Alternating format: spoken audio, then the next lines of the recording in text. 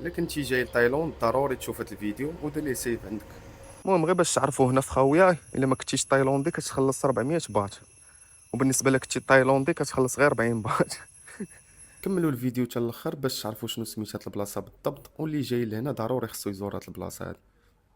المهم بالنسبه لي زامي اللي جاي لتايلاند ضروري ما يزور هاد المدينه هادي، سميتها خاوياي، بعيده تقريبا شي ساعه ولا ساعه ونص على بانكوك.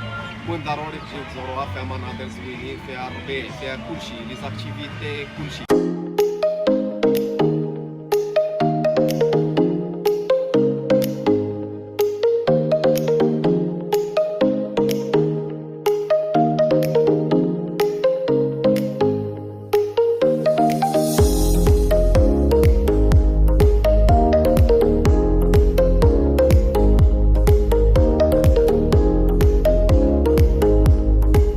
الشتا بدات كتصب وقررنا باش نطلعوا للجبل الفوق باش نشوفوا واحد الشلال.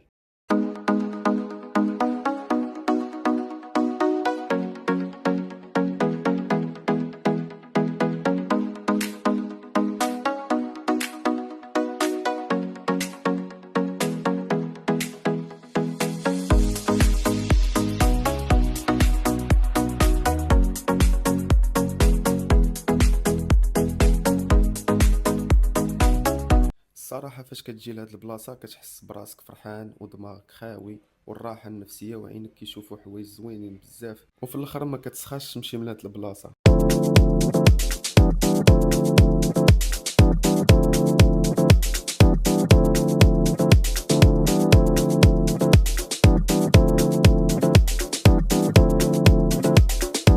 تخيلوا معايا هاد القرد هذا عييت من كلاكسوني عليه والله ما بغى يحيد، قال لك تنحك ونسالي، وديك الساعه الا بغيتي دوز في الاخر غادي نخليه يحك على خاطرو وغادي نمشي.